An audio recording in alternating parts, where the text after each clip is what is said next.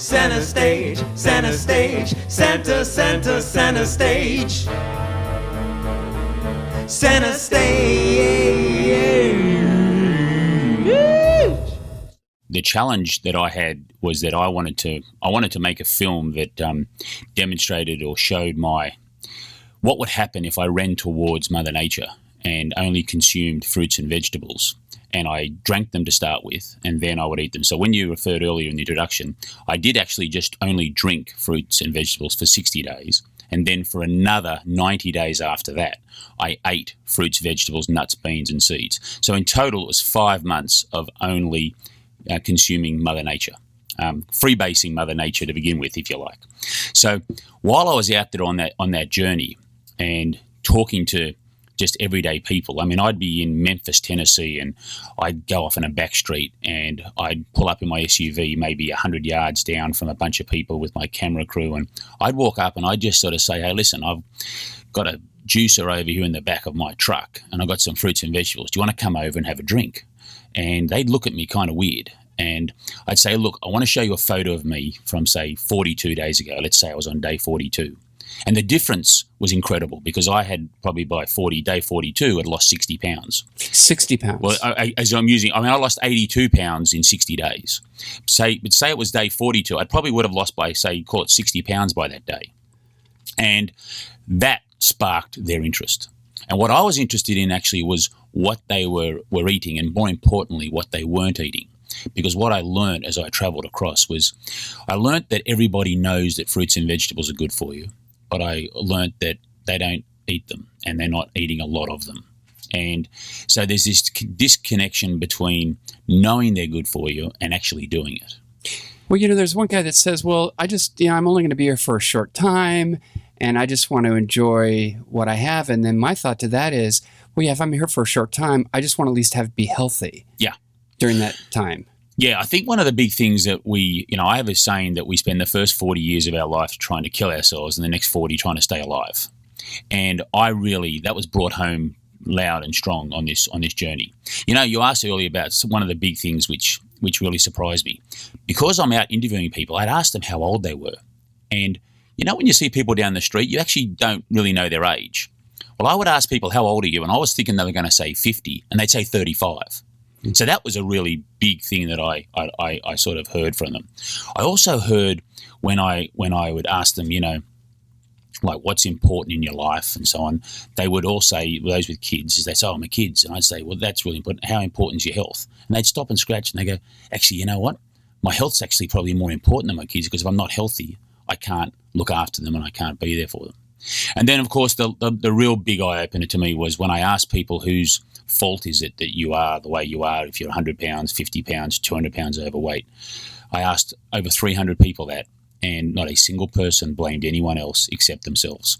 And I really thought they were going to blame, the government, big corporations, their parents, their husband, their wife, but they didn't. They took responsibility, and I thought that was a real big, that was a game changer for me on the journey because I felt that gives us hope that people are actually prepared to take responsibility. Now, addiction to sugar, salt, fat, caffeine, I mean, that's as real an addiction as there is to, alcohol and other substances.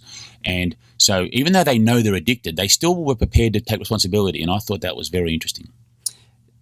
Tell me about the medical condition that you had that led to this journey. I mean, you had some kind of weird skin disease. Yeah.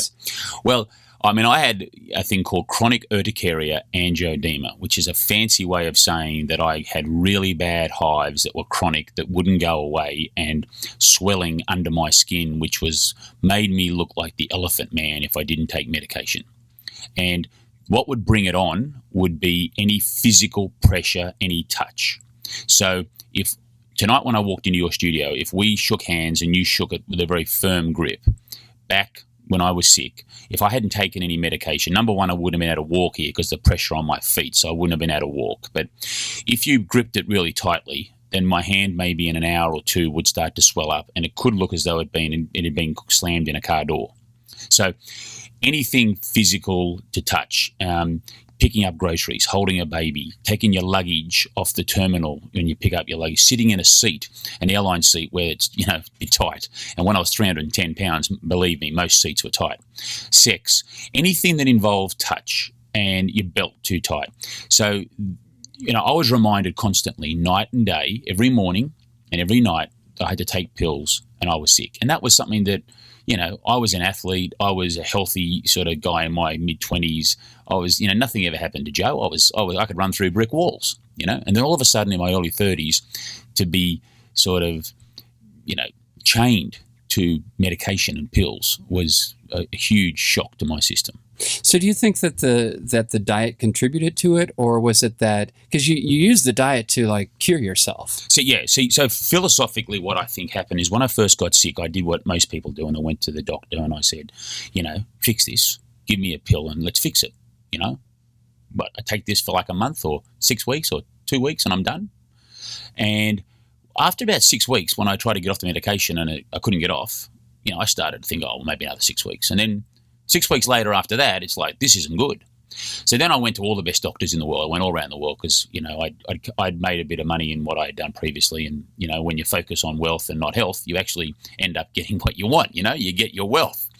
And so I went around to London. I went to New York. I went to Los Angeles. And I went everywhere and I couldn't find it. So after 2 years of going down that path, I started experiencing alternative paths. And I did some crazy things. I did witch doctors, I did mud baths, I did cell and hair analysis, I did all these things. But the one thing that I was really frightened to sort of face up to was I didn't want to give away the pizzas, the burgers. I didn't want to turn my back on that. So I think what happened with me is that my lifestyle of, death by 1,000 hamburgers is that, you have one hamburger, you have two hamburgers, you have 100 hamburgers, it doesn't affect you. But you have thousands over a period of, say, 15, 20 years. They start to catch up with you. And so my immune system basically said, hey, Joe, what are you doing to me? I mean, you're killing me every day. You're having all this processed food. You're having all this animal product. You're not giving me any, micronutrients or phytochemicals that are in fruits and vegetables. You're not helping. So you know what, mate? I'm going to give up on you and I'm going to manifest this disease and turn it on. And then, how do you like that? And that's kind of the conversation we were having with each other, me and my body. And so in order to sort of beg forgiveness, if you like, what would happen if I turned my back on Mother Nature? What would happen if I ran towards her in full steam? Would she sort of be forgiving, and would my body heal itself or allow itself to heal? Would I give it a chance to heal? So that was kind of the premise, and I didn't know if it was going to work. I really didn't. So that was I guess the idea. Interesting. You meet a man, Phil Staples. Yeah, who has a similar condition. So incredible. The same thing. What are the odds? I'd had this disease for 8-9 years previously, and I had never met, maybe 2 or 3 people, but never met anyone exactly the same as me. Quite incredible, And he's a 430-pound truck driver who spends his life in a 18-wheeler driving 110, 120,000 miles across the country, and Phil was not in good shape when I met him, and I was fortunate enough to meet him and offered him to come over to my truck, and we juiced up a cucumber, celery, kale, lemon, apple, and ginger juice, and he loved it. and I gave him my card like I did to everyone I met, and 6 months later, after I'd really finished the first film, I really ended up making 2 films here because the first film never was envisaged that I'd get a phone call from someone I met on the road like 6 months later. But it's that part of the movie. Oh, it's the game changer. Yeah, it is. It is. Because you say in the film, everything was great. I'm back. You're feeling great. You go back, all your friends go, wow, look at Joe. He's great. And then all of a sudden you get this call. Yeah. And this guy was like 420 pounds. Yeah. He couldn't even, thing I found so amazing, he couldn't even walk. No, he couldn't walk from the truck. His exercise was walking from the truck to the truck stop. And even that, he was in pain doing that. And, to see what happens. And look, when Phil rang me up and he said, Joe, look, I'm at the end of my road here, mate. You offered your help. Will you help me? I was back in Australia. It was 6 months later. I'd already basically done the final cut or edit of the film that I'd originally made. And we're all on budget, on time, and it was all done on Joe was going to go back to his other life, which was, back to being a bit more healthy and get on with my career and other aspects that I used to do with investments. And when Phil called, I thought, wow, this is a really interesting. This is kind of the Forrest Gump moment. Forrest Gump ran across the country and people started to follow. And I did this, juice across the country, and he was someone who was prepared to follow. Especially too, because you see guys like that size, they don't stick with it. No. It's just like they've resigned, and you get that feeling. And he goes to the doctor, and they say, you could go to sleep tonight and not wake up, and you even have clips of him sleeping. Sure, yeah. I mean, just like, I think that's the interesting thing about what I'm talking about here, and in the essence is that when let's just talk a moment about what does juicing mean. What does that mean when you juice? Because a lot of people don't understand that. And, Vitamix has done a great job in this country with their brand. They've pushed Vitamix out there. But Vitamix is blending fruits and vegetables. So you're liquefying fruits and vegetables. So really when it hits your stomach, your body doesn't know the difference whether you chewed them or whether it was in a Vitamix. When you take a juice extractor, you're taking out the fiber and the pulp. Now, fiber's a good thing, don't get me wrong, but let's just, for a moment, bear with me. We take the fiber and the pulp out, and what we're left with is the actual juice of the fruit or the vegetables. And there is soluble fiber in there, so there is microfiber, and there's also protein. Now, when you drink that only, your body's a lot smarter than you think it is, and it's older. I don't know how old you are, mate, but I can tell you, your body's about 400,000 to 4 million years old, depending who you talk to. You didn't decide to have 2 eyes and 2 arms and 2 legs. That's what you were given, right? So when we actually only put juice into your body, your system says, hey, you know what? We've got a famine going on, because feast and famine was part of history of the evolution of mankind. So it sort of says, we know what to do. First of all, we're going to turn off hunger, because there was no point the world running around being hungry when there was a famine on, because nothing would get done. So when people just drink juice only, after 2 days or so, they don't report being hungry anymore. So when you sort of say, why did Phil stick with this? That's kind of what happens. And then when you see the energy levels increase, when you see the weight pour off, when you start to look in the mirror and you feel a sense of achievement, that's why people stick with it. And that's why Phil did. It's amazing. And also, I just add to that is that since I've made the movie, I actually don't see too many fat people in America. In fact, I haven't seen a fat person in America for 3.5 years. You know what I see now? I see all these people walking around with all this excess energy, wondering when they're going to use it up. Well, I went over to the market and, because I have a Champion juicer. I've had it for years. Great juicer. Yeah, that thing is a workhorse. Great juicer. So I go and I'm buying the kale and I'm talking to some lady about your film, right. And then I'm buying the stuff. I didn't even know what kale was. And neither did I before I started the movie. So the lady at the counter goes, do you juice? And I go, yeah, how could you tell? She goes, because the fruits and vegetables you have here. Yeah.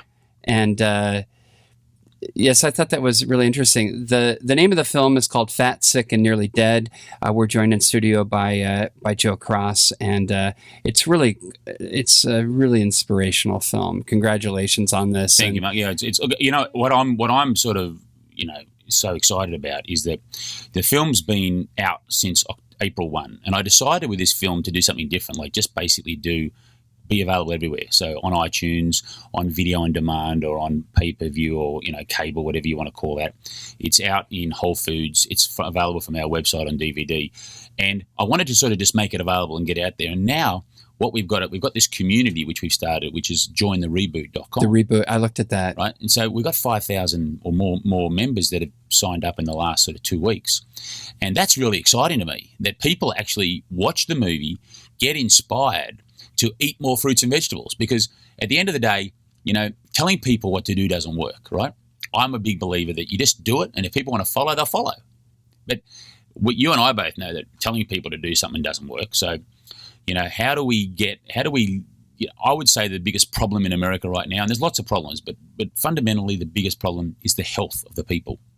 And we have a society that is incredibly sick here, in Australia as well, but I'm in America now and I'm talking to Americans, and the society is very, very sick. We have obesity levels at record high. We have diabetics at record high, diabetes at record high.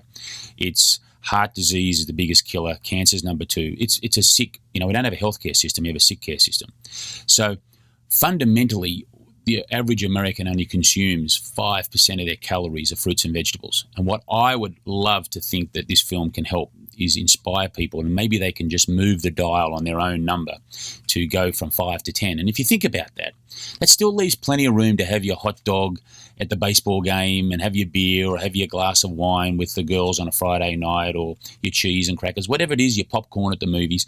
So I'm not sort of advocating extremely. I'm just sort of saying, can we work out a way to inspire and educate and entertain people to consume more fruits and vegetables? Mm-hmm. Well, I was coming in tonight. What juicer do you recommend? Oh, well, first of all, if there's two types of juices. There's a masticating juicer, which is what you've got, which is... that's a masticator? Because then there's also centrifugal force one. And I think that it depends on your budget. I used a Breville juicer in the movie, and that was a $150 juicer.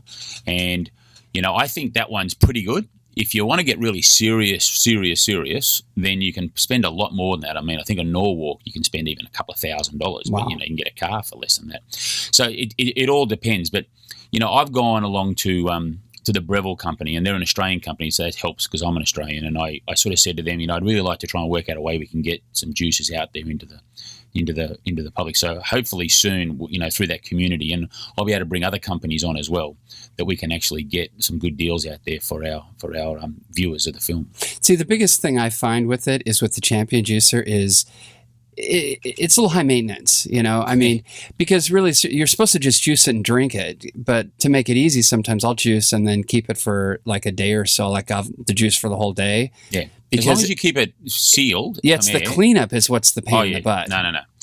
No pain, no gain, mate. That's like we've turned into a society that really wants convenience. And if unfortunately, we've done a really, really good job of creating all of this food for convenience, but really, is it food? And so, if you're going to juice and you're going to do that, look, your juices can last up to 3 days if they're kept in the fridge and they're sealed away from oxygen. So, you can have a really good go on a Sunday night and you got enough for Monday and Tuesday, and then you go again Wednesday night. And so, I personally, I actually quite like it. I enjoy the whole process. I love putting the stuff. Food. Yeah, it's therapeutic to me. Well, it's funny because I was coming in tonight, this lady saying, "What is the best juicer?" And she mentioned that Vegemite thing. And I think the reason... The Vegemite thing? Yeah, because... The Breville one? Yeah, because I think people like that because you just stick it in there and it's less mess. Yeah. It's certainly less mess than a Champion to clean up. There's no question about that. Yeah. No, that goes without saying. And I used it on the road, and I had it in the back of my truck hooked up to a generator, and it was good. It worked well. But I'm also conscious that there's other people that can't necessarily afford a $100 juicer or a $150 juicer, and so I'm hoping to be able to get some of those access to the cheaper ones as well. I mean, it comes down to you're putting the produce in. The more you spend, the more juice you're going to get out in some instances. So that can be helpful. So Joe, tell me about what do you think is the one takeaway that you got from this process of making fat, sick, and nearly dead? If you give the body a chance to heal itself, it can do it. And I had been, it's going back to the difference between knowing it and doing it. What was the fact that made me do it? And looking at, I was fat. I was 310 pounds. I'm now 240. I did get down to 220, but I've put a bit of muscle back on since, which is a good thing because out of that 100 pounds I lost, it was 70 pounds of fat and 30 pounds of muscle. I think that I was sick. I was on pills night and day. I haven't taken medication for 3.5 years. And nearly dead is the part that I was going into the heart attack zone area of being 40 years of age and, having a 52 size waist. So what I've learned is that if you give your body the chance and you nourish it with what really we evolved with, which is plant food, and if you can get out of the way of being your own worst enemy, given that 70% of all diseases in the world are caused by our lifestyle choices, you can pretty quickly find out whether you're lucky enough to have one of those 70% of the diseases where you're causing it, or if you're unlucky where you're in the other camp, at least you've given it your best shot and you're in the lap of the gods then. So the big takeaway from me was that, I'm in the driver's seat and I can either choose to help myself or just sit back and do nothing.